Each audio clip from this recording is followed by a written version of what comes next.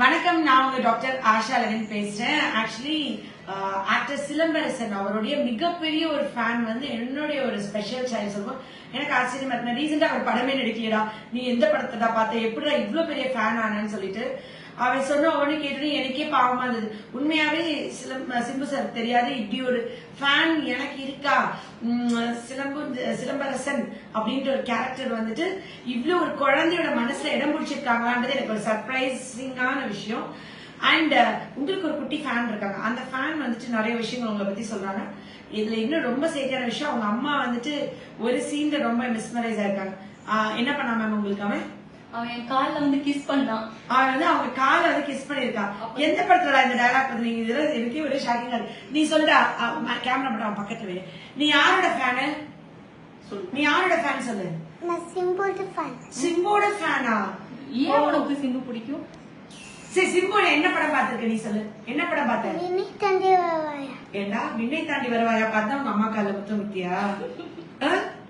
அல்ல அவர் யார் கால முத்தம் கொடுப்பாரு சிம்பு? சொல்றா, எப்படி கெட்டு போயிருக்க பாரு. யார் கால முத்தம் கொடுப்பாரு அந்த படத்துல? காலில முத்தம் கொடுப்பாங்க. எப்ப? எந்த சீன்ல? எங்க? 2 சீன்ல கொடுப்பாரா? அப்படியா? நான் அந்த படத்துல பாக்கலையடா. சரி, எங்க அந்த த்ரிஷாவும் அவரு ட்ரெயின்ல போகும்போது பண்ணுவாரு அந்த சீனா? Dangerous fellow. எத்தனை வயசு ஆகுது உனக்கு? 5 இயர்ஸ். 5 இயர்ஸ்ங்க. அப்புறம் சிம்பு எங்க கூப்பிட்ட நீ சொல்லு. என்னமோ சொல்லணும்னு சொன்னியே. சிம்பு எங்க வரணும் சொல்லு. இங்க திரும்பி பார்த்து பேசு. உன் வீட்டுக்கு வரணும். வீடு எங்க இருக்கு? தூரமா இருக்கு. எந்த ஊர்ல? எந்த நாட்டுல? ஊர் பேர் என்ன? சிங்கப்பூர். ஓகே, சிம்பு வந்து சிங்கப்பூர் ஷூட்டிங் வரும்போது உன் வீட்டுக்கு வர சொல்லிடு. சரியா? ஓகேவா? ஓகே. நீ சிம்பு உனக்கு அவ்வளவு பிடிக்குமாடா? ஆமா. என்னடா இவ்வளவு கோவப்படுற? எமோஷன் ஆகலாம்.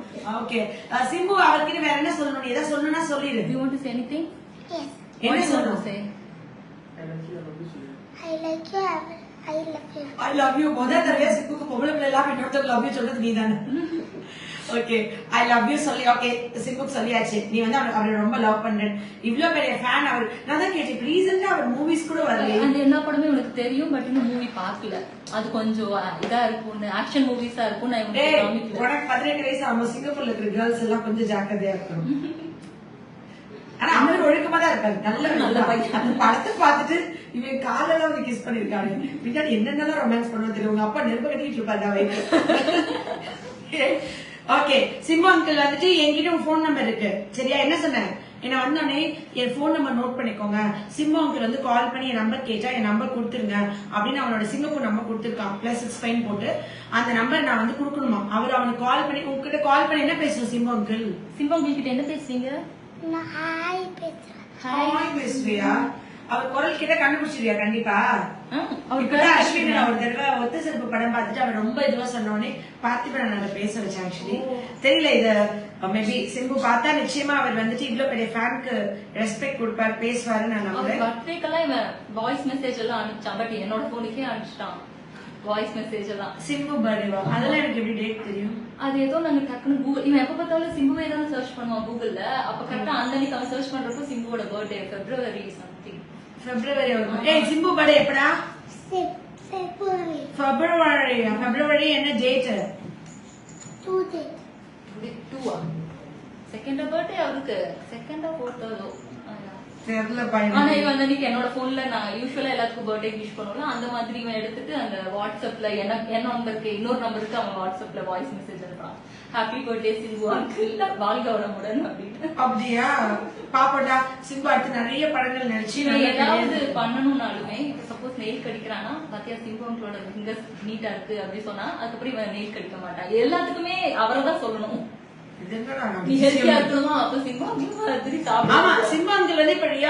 இன்ஸ்பிரேஷன். அதாவது ஃபிட்னஸ், ஹெல்த் கோல், ஒர்க் அவுட், பாடியை கேர் பண்ணணும். ஏன்னா அதுல நான் ரெஸ்பெக்ட் பண்றேன். பிகாஸ் ஏதோ தானே வந்து லைப்போசெக்ஷன் பண்ணியோ சர்ஜரி பண்ணி வெயிட் குறைக்கலாம். ஒரு ஆக்டர் வந்து எவ்வளவோ ஸ்டீராய்ட்ஸ் இருக்கலாம், பட் அதெல்லாம் பண்ணாம he worked hard. Work hard is the real success. Simbu கிரிப்ல பண்ண ஒத்துக்குவாரா? அவர் குட் பாய் இருந்தாலும் உனக்கு பேசுவாரு.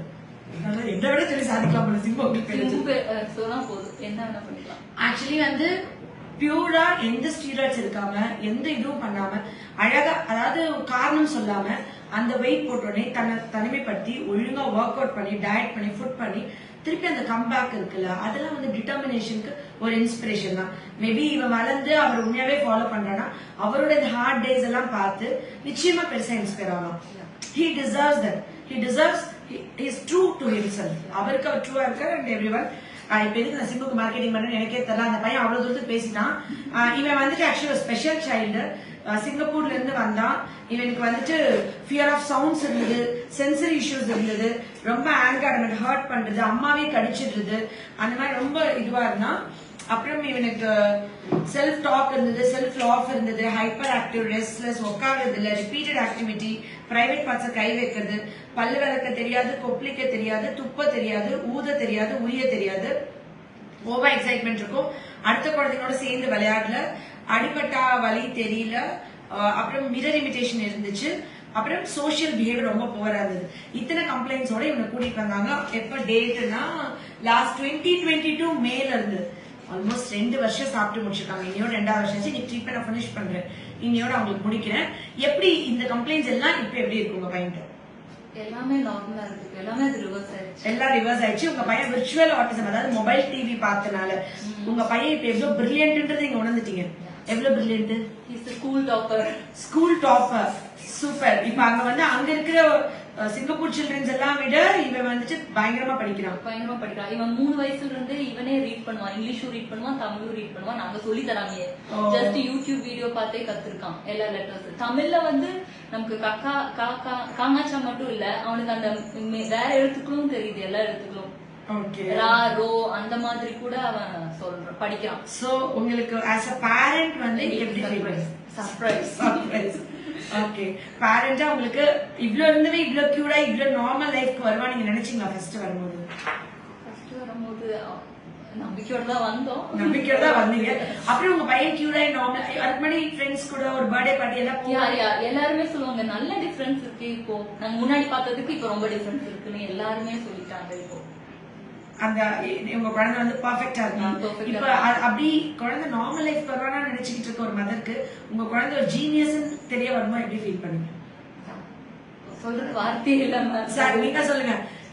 இந்தியால இருந்து இங்க ஒரு கம்பெனில வேலை பார்க்காம ஏதோ நீங்க ஒரு ஸ்பெஷல் ஒரு அறிவோ ஒரு கேப்பபிலிட்டி இருந்தா சிங்கப்பூர்ல போய் ஒரு ஒர்க் பண்ண முடியும், ஃபேமிலி சிங்கப்பூர்ல வச்சுக்க முடியும். So somewhat you are talented in your உங்க ஸ்கூல்ல காலேஜ்ல ஃபர்ஸ்ட் ரேங்க் எடுத்த பசங்க கூட உங்க லைஃப் லீட் பண்றாங்கன்னு தெரியாது. நாலேஜ், இன்டெலிஜென்ஸ் எல்லாமே வேற வேற நிறைய பேர் புரியுது. You might be class first in school, college, but லைஃப்ல வந்து பார்த்தா ஒரு கம்பெனில போய் ஒரு இன்டர்வியூ அட்டென்ட் பண்றது கேப்பபிலிட்டி இருக்கான்னு தெரியாது. சோ அப்படி பார்க்கும்போது நீங்க ஒரு டிஸ்டிங் பர்சன் தான். உங்க குழந்தை உங்களை மாதிரி இல்லாம நம்மள அளவுக்கு படிச்சு நம்மள அளவுக்கு பொழைச்சா போதும் அப்படின்ற நிலைமை மாறி நம்மளோட நம்ம குழந்தை சூப்பர் பிரில்லியன்ட் அப்படின்னு ஃபீல் பண்ணுவோம். எப்படி தெரிஞ்சு? ரொம்ப ஹாப்பி. ஆனா சந்தோஷமா இருக்கு. முழு எஃபர்ட் வந்து வைஃப் போட்டாலும் அவருக்கு ரிசல்ட். அவர் சொல்றதை பார்த்தா அவங்க வைஃபை பார்த்து ரொம்ப ஹாப்பி, நீதான் எல்லாம் பண்ற, நான் இப்ப சொல்ற வீட்டுல வந்து குத்தியா இல்ல. ஓகே, ஆக்சுவலி அவர் ரொம்ப பிரில்லியன்ட், நான் அவ்வளவு கிடையாது. சோ எனக்கு நான் நோட் பண்ணிங்களா நான் இதெல்லாம் உங்ககிட்ட கேட்காம நீங்க வாக்கிங்ன்றே எனக்கு தெரியல. ஒர்க்கிங் ஆனா நான் அவர்கிட்ட தான் எல்லாமே கேட்டேன். நீங்க பிரில்லியண்டா தெரியுறீங்க. சோ என்னோட ஞானக்கல்ல அவர் அறிவாளி. ஓகே, பட் மதர் தானே எஃபர்ட் போட்டிருக்கீங்க, அதான் அவர் வந்து உங்களை பாக்குறாரு. சொல்லுங்க, உங்க வைஃப் எவ்வளவு ஹார்ட் ஒர்க் பண்ணாங்க? வைஃப் தான் ஃபுல்லா எஃபர்ட் பண்ணது, கேர் எடுத்துக்கிறது, டைம் ஸ்பெண்ட் பண்ணது அவங்க தான் ஃபுல்லா பண்ணாங்க. சோ இந்த முழு இது வந்து அம்மாக்கு தான் டெடிகேட் ஆகுது. சூப்பர். ஒரு ஸ்பெஷல் சைல்டு ஒரு நார்மல் சைல்டு ஆகிறத விட ஒரு நார்மல் சைல்டா இருந்தவங்க விர்ச்சுவல் ஆட்டிசம் ஆயிட்டு திருப்பி பேக் டு நார்மல் லைஃப் ஆகுறது வந்து சாதாரண விஷயம் பை ஹோமியோபதி மெடிசன். அண்ட் அந்த குழந்தை இன்ஸ்பயர் பண்ண, அந்த குழந்தை டிசிப்ளின் பண்ண கூட ஒரு ஹீரோ ஸ்டெப். ஏன்னா ஹீரோ வர்ஷிப்பிங் தான் காலங்காலமா இருந்திருக்கு. 300 வருஷமா எம்ஜிஆர்ல இருந்து ஆரம்பிச்சு குஷ்புக்கு கோயில் கட்டி, ரஜினிக்கு கோயில் கட்டி, இது வந்து ஹீரோ வர்ஷிப்பிங் ரொம்ப இருக்கு. சோ ஹீரோ வந்து டிசிப்ளின்டா இருக்கணும், அவங்கள பார்த்துதான் சமூகம் பின்தொடருது அப்படின்றதுக்கு எக்ஸாம்பிள் தான் இன்னைக்கு ஒரு குட்டி பையன் ஆல்மோஸ்ட் வினயதாண்ட வருவா வந்து எத்தனையோ வருஷம் ஆயிருக்கும். ஆனா இன்னைக்கு கூட அந்த மூவி பார்த்து அந்த மூவி இன்னைக்கு ரெகுலரா ரிப்பீட் பண்ணி பார்த்து அவரை மாதிரி இருக்கணும், அவரோட ஒர்க் அவுட், ஃபுட்ல இருந்து டிசிப்ளின் வரணும்னு நினைக்கிற ஒரு குழந்தை இன்ஸ்பயர் பண்ணிருக்கனால என்னோட ஆசை என்னன்னா நிஜமாவே சோஷியலி ரெஸ்பான்சிபிளா இருக்கிற ஹீரோஸ் வந்து நல்ல டிசிப்ளினா இருந்து அந்த ஒழுக்கத்தையே அடுத்த தலைமுறைகளுக்கு கொண்டு வரணும்.